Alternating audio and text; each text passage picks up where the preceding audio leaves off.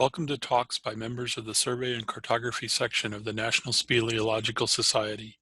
These videos are intended to be how-to videos on cave survey software and other programs used by cavers in the exploration and documentation of the world beneath our feet. Tonight we're grateful to have Christopher Morris, who's going to give us an introduction to AutoCAD for cavers. I know the first 10 years of cave maps that I drew from the late 80s were all drawn in CAD. So I'm very interested to see how CAD's changed since that time. I know it's changed substantially. So with that, I'm going to turn it over to Christopher. If you're still have your video on, go ahead and turn off your camera. We will record the session and it'll be posted up to the SACS YouTube channel. So take it away, Christopher. All righty. So what I use for AutoCAD is I've been around, used it since I think release 12. But what I use nowadays is Civil 3D because I'm a land surveyor, and so we use for work. So I have access to it. I know it's fairly expensive, and that keeps most people away from it. Sometimes you can get your hands on an older version of it before they did the newer licensing, and it's just like a standalone license. But what I was going to show you first is just how I start out. I use Caveware, and then I export out to Compass. And then from there, I can bring in the shapefile for the center line. So this is AutoCAD here. It's opened up, and you have different toolbars across the top where you can change, what you're going to do. Modify, analyze, different things, point surfaces, parcel data. And then you also have all of these icons that do different things, text and everything. And then you also have key codes for everything. If I want to type, if you look at the bottom, it says CIs for circle. I can click, I can make a circle, I can type in the radius, I can hit diameter, and I can make it whatever, 50 feet. So, and then you can change to architectural. If for some reason you use inches and feet instead of decimal feet. But the first thing I do is once I've processed all the data in Caveware, and I bring it in, what you can type is a lot of things I use between codes of typing and clicking icons. So like map import. If I do map import, it's going to bring a dialog box where I can bring in an S3 shapefile. So I have my 2D survey line. I'm going to bring it in. I never, in Compass, if you would have located it, I'm drawing in state plane. So here it says none. I didn't actually locate it in anything. So when I bring it in, if I zoom out, it's going to come in down here at 0, 0. There's the center line of this cave. So what I'm going to do is get rid of it. And what I've already done is I've brought a circle in here. If I click on it, on the right side, you can see a center X, a center Y, center Z. And what that is I'm in a state plane coordinate system. So this is your northine, easting, and elevation of the cave entrance that I've grabbed off of LiDAR along with the GPS observation there. And so I'm going to bring this in, and I highlight it, and you can type M, and then just moves it. And here's the entrance. I know where the entrance is. And if you had geolocated it, then it would automatically come in. But then I can snap the circle here. So now the entrance of the cave is actually snapped to right at the coordinate value for the entrance. So later on, I can now take this and throw it right into GIS, and it'll load right in and where it's supposed to be in the world. So now I have my center line in here. And now if I want to bring in my plan view where I've processed it in Caveware, I can just drag and drop it in here, and I can click over here to the side, and then here's what Caveware has processed. What I'm going to do is you can go up here and then change the layer, what layer I want it on. I usually have like sketches. And then over on the right, I have my properties open. If you type the word properties, it'll open this menu. I always have it open over here. You can come in here, and fade is really more of like a, to make it so it's not so bright. a little bit more manageable to see and trace. I always fade it to 50%. And then there's then what you do is you call adder sheet. And you'll see it pop up. And you can type anything, like see I misspelled adder sheet, but it still pops up, tells me what one I want, what options are. So I'm gonna click it. I'm gonna zoom in here, and this red line's from Caveware in there. I'm just gonna snap right there, click on that spot. And then what you have down here in CAD is called Object Snap, where you can hit F3, turns it on and off. If you look at the little blue box, it turns on and off. You have a whole list of things that you can automatically snap to. This becomes very helpful if I want to snap to, from this point here on the drawing, exactly to that spot on the line I want my endpoint on. I could turn all the rest of them off. We have different ones. Nodes are like points. If you brought in, survey data or point data, it would snap to those automatically. I used the center snap earlier when snapping to the entrance. You can do midpoint, intersections, perpendicular, parallel. It gives you power to actually click on the spot that you really want to click on. I'm gonna go over here, I'm gonna click there, and then it asks me down on the bottom left, base point 2. So I can come up in here, zoom in on one of these guys on the other end. I can click here, and you can do this over and over again, and it'll like morph it little by little. But since Caveware has already done that, I just generally do 2 points. And then once you're done, you hit the enter button, and then it's going to ask select by objects or area. I'm going to select. I'm going to come up here and select it, and then hit enter. And then it's brought it right over here. Now I'm going to highlight it. Up here has a little button. These are like forward and back if you want to send something all the way to the back. If you want to bring something to the front, if I want to bring it above an object. If you have different things with your hatching and coloring, you can move them around where you want them to make sure they appear in the order that you want. If I can send it to back, now you can see it's geolocated, the sketching is geolocated so you can trace. And then the way I'm moving around real quick is you can hold down your middle mouse button and it's just automatically pan. And when you're doing things like if I type PL down bottom, it's going to be a polyline. You can hit the enter button or you can hit your right mouse button, and that's always like the enter key. And if I wanted to draw something, I could. And then, so then I come up to my layers. I don't know Illustrator very well, but I know it has some kind of functionality. And I'll drag this over so you can see it. I actually usually work with 2 screens. But what you have is, here's all my layers. And I can group them in different things, like here I have cave, and here's all the layers in the whole drawing. Then I have my cave layers. I'm going to come down to walls, and you can just double click it. And you can see it says it's going to be continuous line type. It's going to be a solid line. I've set my line weight to 0.35, so when it prints, it'll actually print like a thicker line. And I have different ones in here, like hidden line. I'll use for like too tight, where you have your little lines squiggle out and they'll be dashed. If you click on here, you have all your different options. And you can actually make your own line types as well, which is helpful. This just has a few in it right now. I have a ceiling one and a drip line, and there's a floor ledge. And it's got some, regular civil ones that are still in there. So let me move this back over here. So now I can come in, and you could draw your walls as a polyline, as a line.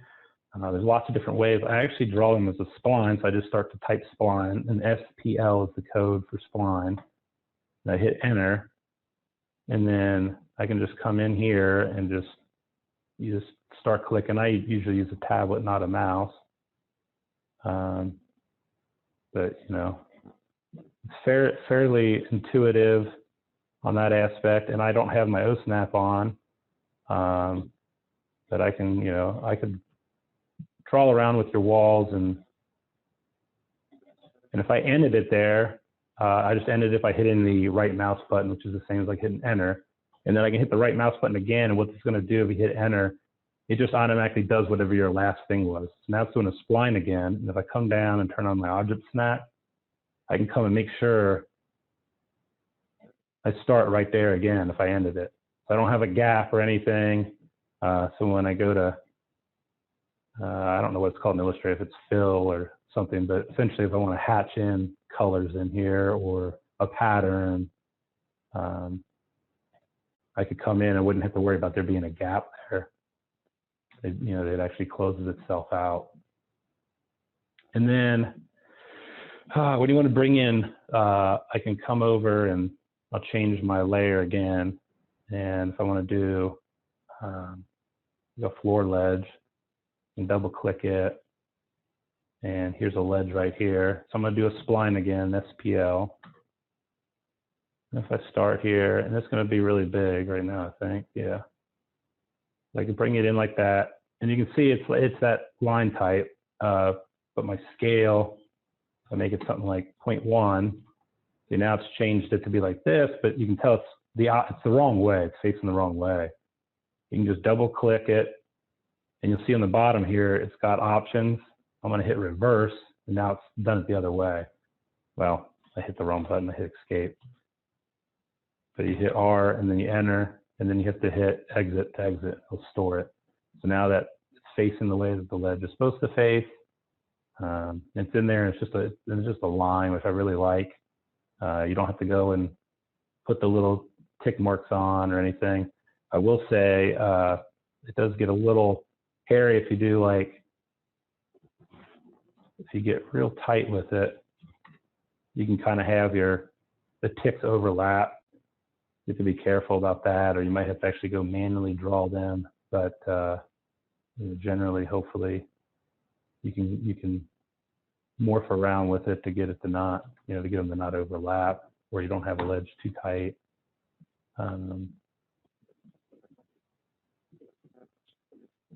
See, and then the other thing is I can come over here. I'm going to change my layer again and go to ceiling ledge. And then what you can do is you have blocks. So I know it's kind of similar to other programs. So I'm actually going to type, you can create your own blocks. So what I'm going to do first is just hit insert. If you look down the bottom, insert pops up. That's to insert a block. You can see I have a list of them here. I'm going to go down to ceiling. And here it is. I can say whether I want to change the scale, the rotation, stuff like that. So I want the rotation on. I'm going to hit OK. If I came into where these are, I get a click once to place it. And then I kind of decide where I want to go and click it again. Now if I right click, it's going to open it up in the exact same spot. I can come in. I can place this other one, place it how I want. And the nice thing is when you make blocks in CAD, down here is a scale. If I want 1 to 20 right now, if I want to make it 1 to 30, it's annotative. It's an annotative scale. So as I regen there, it changed these. So, if I went to 100, it changed this. I don't have, these are the little ceiling ledges I don't have as annotative right now. But if I come in and I insert, if one is annotative,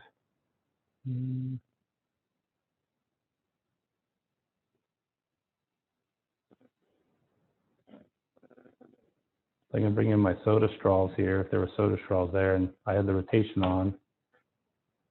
And now if I go back to 1 and 20, I think they're gonna, nope, they're not either. But what I can do is you come in, here if I want this to be annotated, see over here, it says it's annotated, 1 to 20. Oh yeah, I can come in here. If I would need to change my scale later, I could come in, I could add 30. So it'll display there, and if I change my scale to 30, you can see that he got bigger. And then when I go to 20 scale, it changes back. You just have to come over and add them, whatever scales you want them to show up on. If you had, what works well in CAD is if you had multiple maps, if you had an overview map and you wanted none of these ceiling details to show up, but you wanted only the walls and other things, you could make it so these different symbols, when I do annotative, if it's on here, then they won't show up when you go to different scales to print. So it works if you have an insert map or an overview map or a detail map. You could have the details at a different scale. So it could be at 1 to 10 and your whole map's at 1 to 100. You could have symbols in there that are meant for the 1 to 10 scale, and they only show up when you're printing at the 1 to 10, and then when you print at the 1 to 100, they don't show up. And that way, you still have them all in there in the real world, in the right space in CAD. You didn't have to like put them over here to the side and have your detail and, you know, crop it in or whatever. And what I've done is I've created, you know, a slew of different symbols.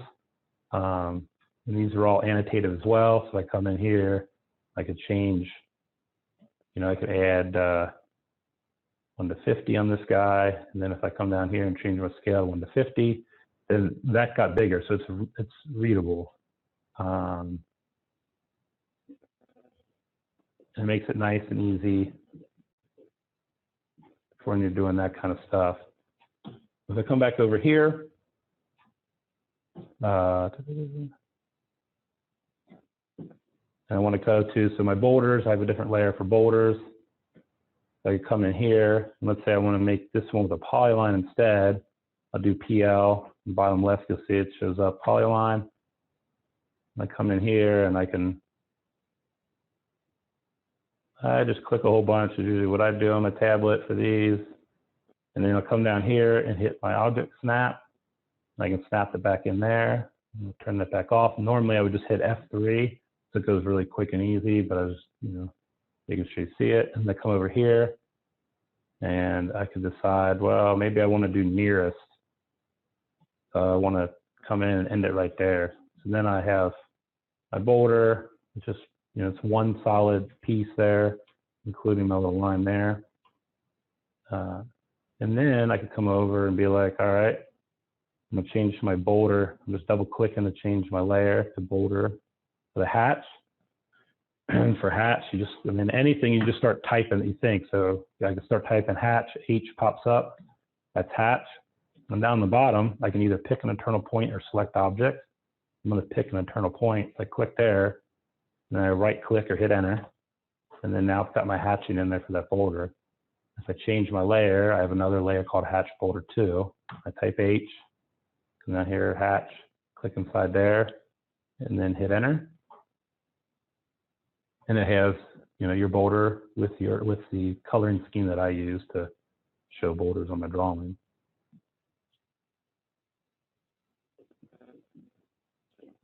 And then I'll pop over here. Let's see. Oops.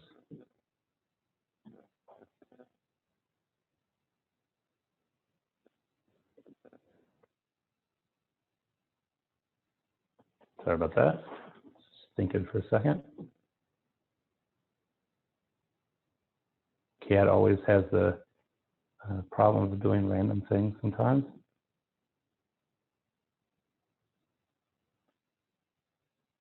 I have this cave where I just started it and actually drew all the walls in roughly. It's the same cave.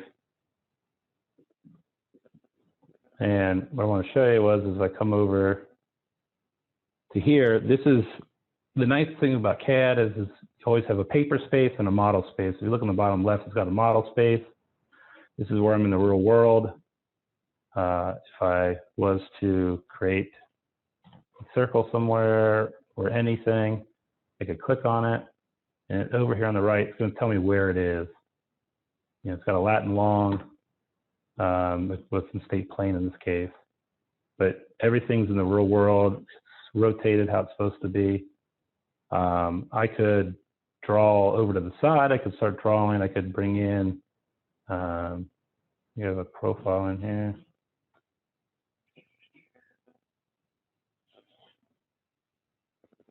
Anyways, I could bring over another sketch of like for my profile, and I could draw it over to the side.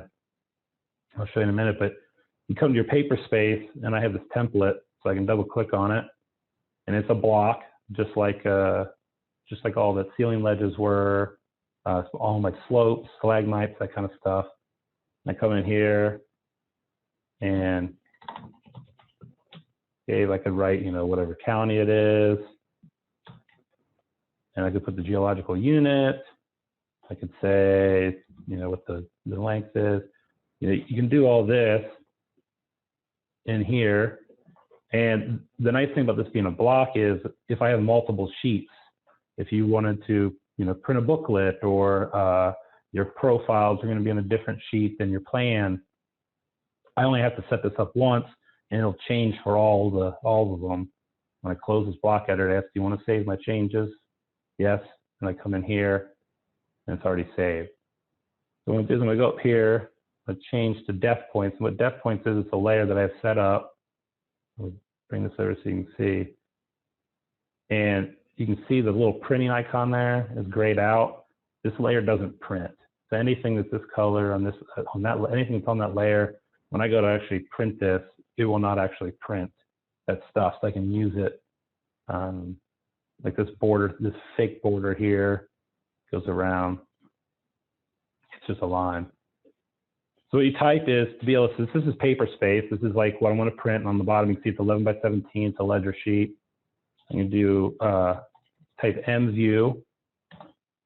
And it's going to ask me things down here. I want to do, you can do a box, you can do polygon, a polygon. I'm going to do a polygon, and I can actually just click around, you know, any way I want. End it.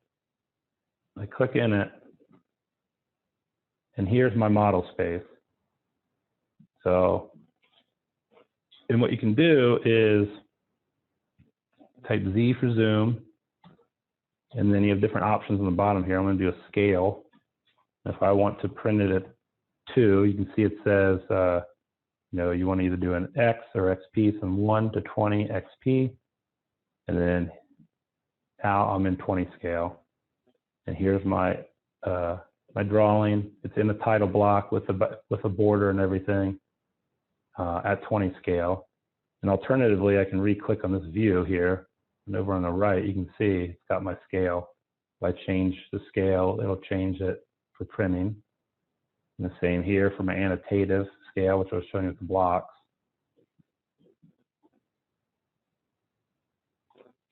And so, you know, it's kind of the basic stuff for the drawing. And then if I come up, I have all these other symbols for when there's water, boxes, and you can do liters. And so if I come up here, I can type CO to copy and copy one of these. I come down, you know, and if I had my floor ledge here, it says 3 right there. I can put it in, double click it, asks me to change the number, put 3, so now it's 3. And, you know, I could copy this guy, type in CO or copy, wherever else I have ledges that I wanted to, you know, say what they were. You just double click them, type in my new height. This one was a 7, type in my new height.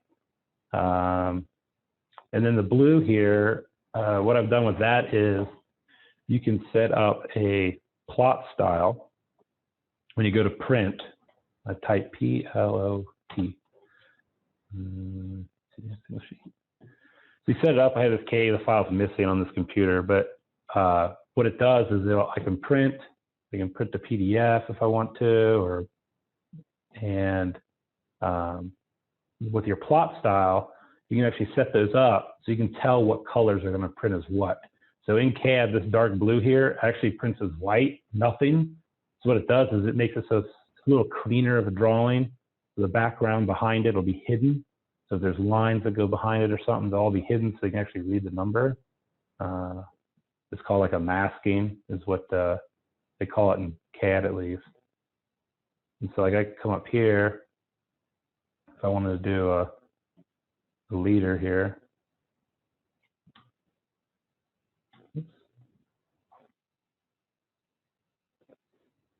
And I could draw it over. I could say 3. And let me put that on something to see.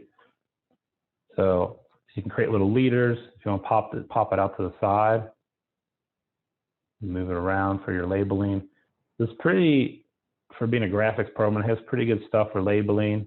You can dive in and make a lot of changes to the stuff and customize them all and make styles. So you can see I have a style for this arrow 80 circle. So what it's making is every time I draw it, instead of making it 1, it's making it 0.8, it's making it a little smaller. And then that's all been set up and when you create the style. So if I come over here, this is another drawing.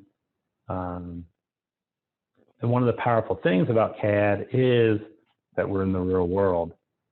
So here, you can see there's contours. Let me turn it off.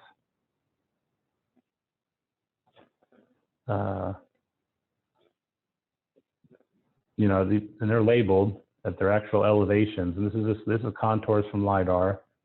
Here's the entrance to the cave. And this is just drafted like in 2D. So what's cool is when you are in the real world, I can come in.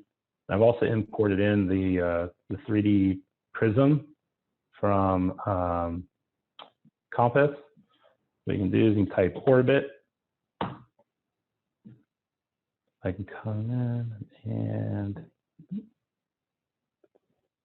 so in CAD, you know, it's not GIS, but I can have my actual surface shown here. I can see all the contours. I can see my cave relative to it.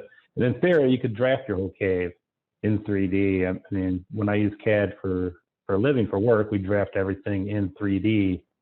So it actually, you know, shows with the surface and stuff or different features that we survey. But for these caves, I generally just draft them in 2D. But you definitely could use it as a platform to draft the whole thing that way in 3D. And then we're just going to type plan. It's going to bring me back to here. And you have different things like here. This is what I was using, is just to freeze layers. So if I just want to turn them off temporarily while I'm working, I can come in here and turn off my different layers if I didn't want to see them for the time being while I was working. And that's a very, very helpful feature. And then all these, you see splines, and then my blocks. If I wanted to create a block, this is a slope. If I want to create a block, I literally just draw what I want to draw. If I want to make that a block that I just drew, you type block, pops up, and it's going to ask for a name. You know, I can say test, and I want to specify where the base point is. So whenever I reinsert it, it'll insert it based on where that is relative to the item. And so I got to select object, so I want it to be this object. I'm going to hit OK, and then it wants me to give a base point. So I could come turn on my OSnap. I could be like, I want this to be the base point. And then now it's saved. So if I wanted to reinsert that, you can go to Insert. Here's my test. I want to specify where I'm going to insert it. And it's going to insert it based on that. It's going to ask me how I want to rotate it and bring it in. So that's how all of these slopes, all my slopes are blocked like that. And so if I wanted to change my scale right now, this is drawings at 1:20. I could come in, click one of these. You can actually right-click your mouse button and come down to select similar. It's a really powerful thing in CAD. Now it's going to select every single one of those slopes because they're all the exact same block and they're all on the exact same layer called slopes. So what it's done is it's grabbed every single one of them. So if I was like drafting this cave and we had some big breakthrough and all of a sudden I needed to change the scale of all my objects, I don't have to redraw them or anything. I just come over here to the annotated scale. I can add 30 in and then hit OK. And now all of these have had the 30 scale added to them. If I change my scale to 30, you can see they just became bigger. You see the contours change too. They automatically change. I go back to 20. So anything that's a block, you can make annotative like that. Just like I can do the same thing with soda straws. These ceiling ledges that I have drawn in here, they're the exact same way, they're annotative. So I could come in, select one of those, hit select similar. It's going to grab all the ceiling ledges that I've drawn on this, and I could come in and I could change them and add in 30. Now when I change 30, you'll see these slopes and these ceiling ledges all change together. And of course, you have to go in and clean up when they start, if you make a drastic change in your scale. But I always love that about CAD. It's not like you're reinventing the wheel when you change what scale you want to print at. Like for this one, you come over here, and here's where I've made pages for it. If I turn all my layers back on,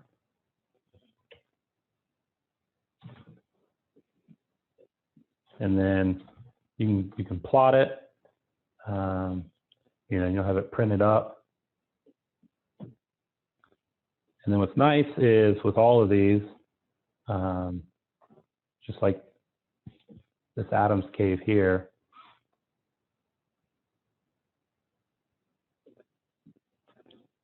I save it. I can go down to Esri here.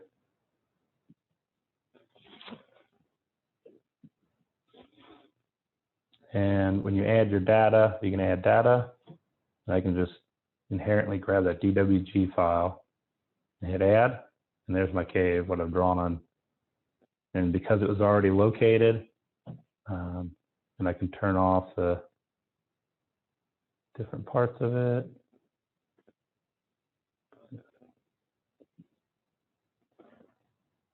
And since it's already geolocated in CAD, when I come to and from GIS, whether it's QGIS or Esri, I can immediately have my cave, shown in the real world. So if I go and add this other one I had here, and I actually created one that just with the walls only. If I zoom the layer, there's just the walls layer of this cave. So it goes into a flowstone choke back here. So what was interesting is these holes over here. And so what's nice about having that, being able to put it in here immediately, so easily, not having to do some kind of, configuring it.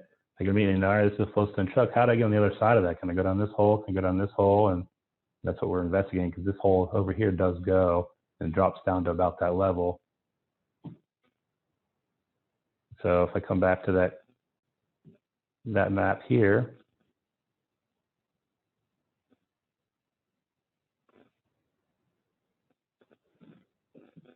you can see, the contours, the same thing.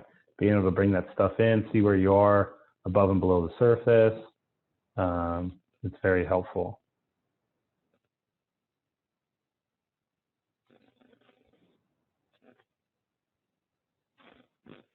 Just show you some of the other line types. If I come in here and I want to grab, want to draw this flowstone, I actually use the revision cloud, which if I come in, you can start clicking. Oops. Nope, it's not working for me. But I can actually do also do your line type. So if I type PL, I'm going to start another line.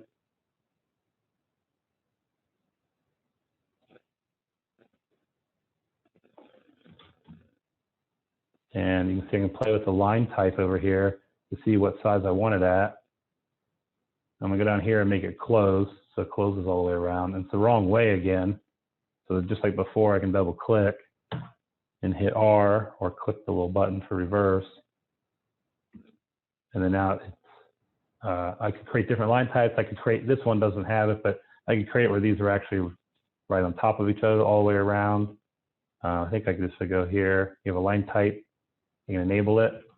And now it goes kind of all the way around. If you use the revision cloud, it makes it a little bit cleaner. So you can see how easily, instead of having to draw all those arcs, you can do all your line types however you'd like. If you have large areas, if you want to do a pattern, example, instead of colors, I always use colors, but I'll show you real quick.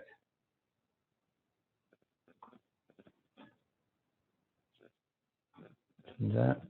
So if I'm in here, I can also do a hatch, like we were doing the hatching before. I type H, hatch, and I'm going to select an object this time. I'll select it and it's hatched it.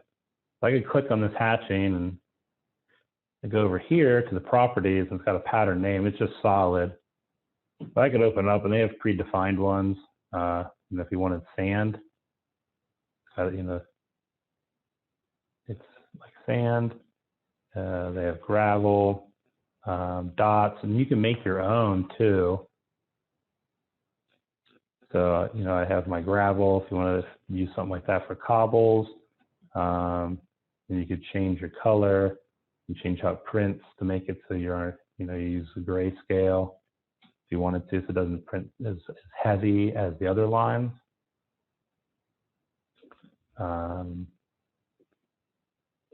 Any questions yet on anything?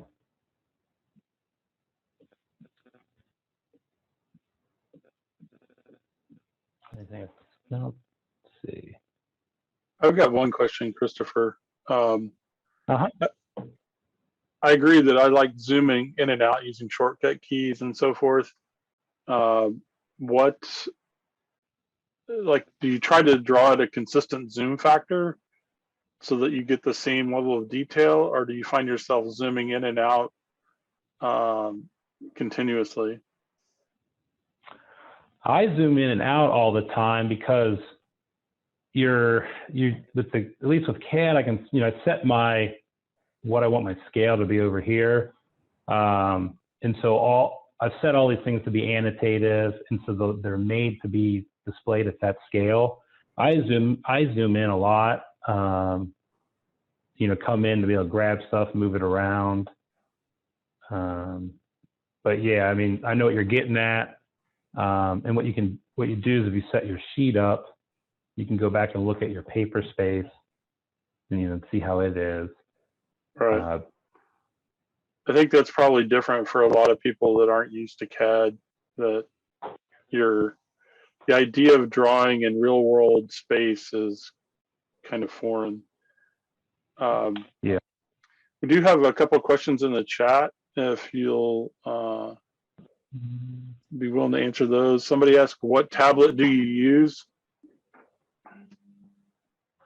I'd have to go grab it and look. I don't know. It was something Okay.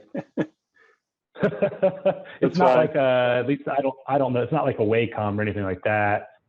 It's something like this. You could use it with anything. You know, what I did is, because with a tablet you can hotkey things. So certain combinations of keys, like, you know, when I type spline, it's SPL. I just have a key hot done on my tablet that I click that key and it does SPL enter. So it immediately starts doing the spline. I hotkey a couple of them for zooming.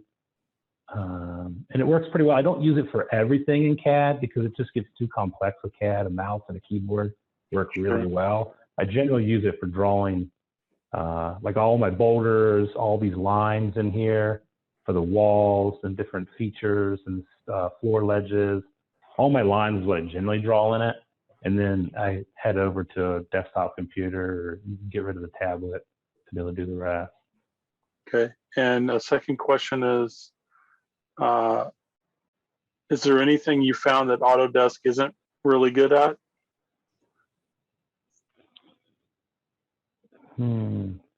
Probably pretty impartial since I use it so often for a living. The one thing I will say is when you create, like here where I have the floor ledge, it works well for solid lines. If I go grab the ceiling ledge here, so like the problem is if I want to do like a ceiling ledge, a ceiling ledge, usually, it's not a solid line. So if I create it like this, you'll notice these little dots. And that was the only thing I'd say. That's why I bring them in as blocks individually.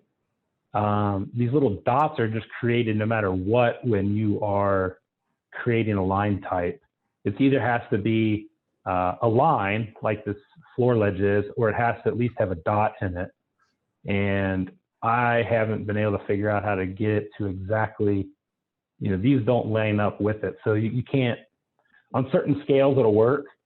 Like if you start getting into a bigger scale, this type of stuff will work. You won't see the dots.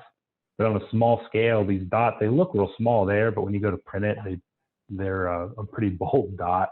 That would be something that I'd... Sorry, I was just going to say those show up on your printouts then as well.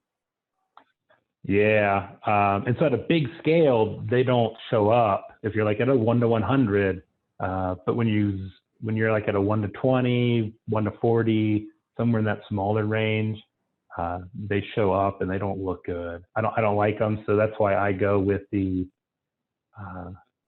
block instead, and where I can individually, like I did down here, individually place each one. Plus, a lot of times you're going to want to break that line for ceiling ledge unless you want them to overlap some other floor feature that might be more important. Sure. Next question from Sarah is, she's asking, does your tablet have a display screen on it? Yes, it does. It mirrors, my tablet mirrors the screen, so I can actually just pick the point. It looks just like this. Okay. You're seeing here. Yeah. And then Marcelo asked, I don't think regular AutoCAD can do some of the functions you're showing in Civil 3D. Do you think it's worth upgrading? The only thing I think it won't do that I'm aware of would be the surface stuff. Like bringing in, regular AutoCAD does not handle points. So if you were like, if you had point data using a Disto-X and an Android, you wanted to bring in all those points, it wouldn't handle that, and it wouldn't handle the surfacing. Unless, I haven't used regular AutoCAD in quite a while, but unless I'm missing something else, I think everything else it'll do. Okay. But yeah, I mean, Civil 3D is nice if you want to use those fancier things, but it's pretty pricey. Right. All right. I think that's all the questions for right now.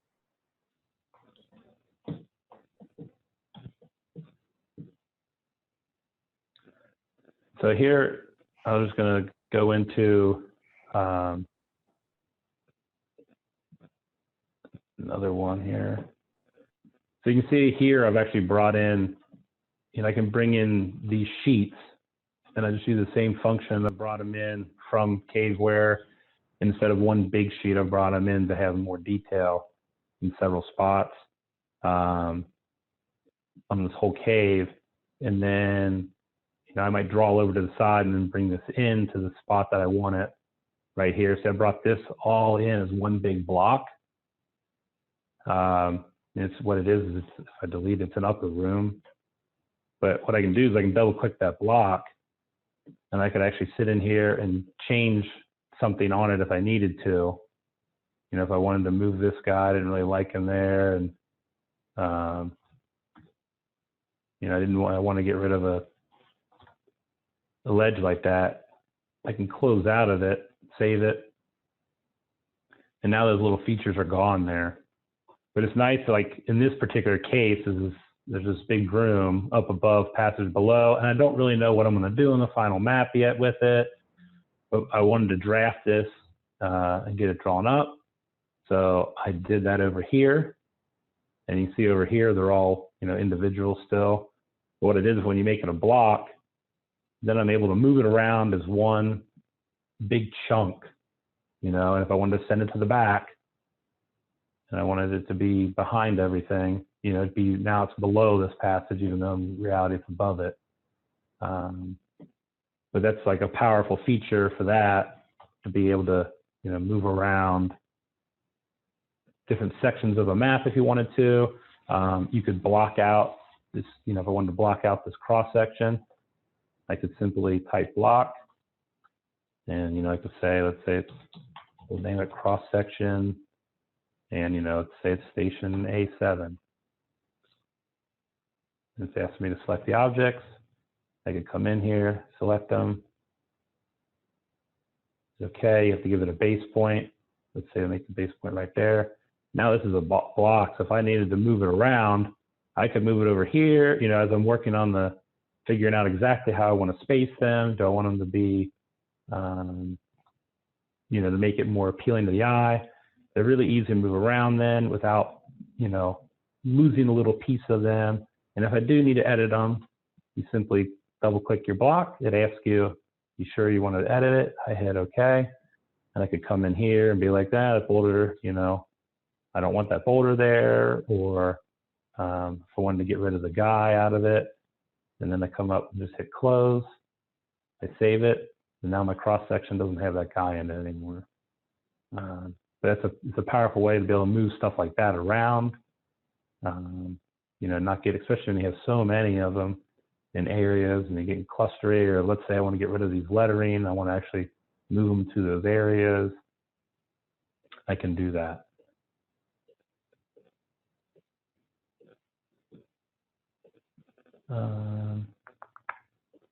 You can see here where I've made, you can make your line type. And I can always change it. Like if I want to say, no, I want this to be this. I want it to be a different type of line type. I can change it to anything. Let's say I want to, once you've drawn it, you can change it pretty easy and on the fly.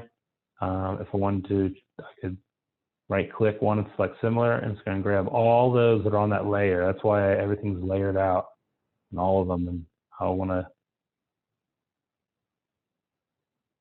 I can change them to by layer.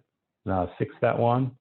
Let's say I didn't like something about them and I wanted to change the scale. I could change the scale. Now it makes them more dashed. I could make them so there's smaller dashes or even smaller dashes. And then I could go and make them dots if I wanted them to be little dots. And now it's changed all of them that are on that layer.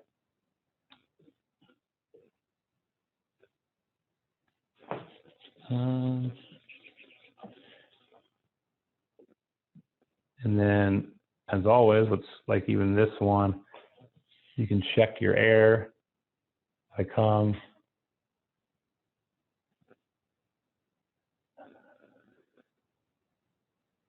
I add it to the drawing or add it to S-ray. It pops up, and I can zoom the layer. And then you can see it's got the boulders in there. That's another thing with CAD going to GIS that's a little annoying is hatching, which is if I flip back over, all these fills, all this coloring, or if I made sand or whatever, this is my hatching here. All that hatching does not handle in S-ray. It doesn't bring it in, or it brings it in funky. And you can turn it off. I can come in and turn off that hatching for that border. But you can see all my symbols come in. Of course, it brings in the dots on them for the base points in here. But you have your whole cave, so then you could figure out if you wanted to also draft an S-ray. Or create some other kind of mapping system or something. You're going to do a story map. You can actually see this one's a multi-entrance cave. You can see it's off. I think there's some survey error in it. There's an entrance here. This entrance is supposed to be slightly over here. And this entrance should be over here. So you can actually QA/QC and figure out what you have wrong or stuff like that. I just really love how CAD will come into S3 software, and they're constantly doing more upgrades. I know just last year they made things work even better because S3 and Autodesk have started working together on some stuff, and it makes your life a lot easier when you want to be able to work back and forth between the two softwares together.